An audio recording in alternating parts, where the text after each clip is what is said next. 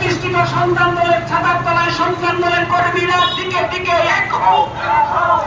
সন্তান দলের মতো হোক, ভালো ব্রহ্মচারীর মতো হোক, লাঠিচার্জ টিয়ার গ্যাস জল কামানের ভয় দেখিয়ে সন্তান দলকে দমন করা যায় না, যাবে না।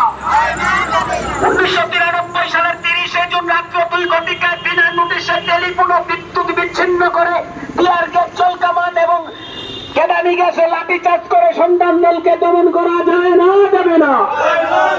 সন্তান দলের মতো হোক, ভালো ব্রহ্মচারীর মতো হোক, ভালো ব্রহ্মচারী চিন্তাধারার দিকে দিকে ছড়িয়ে দাও।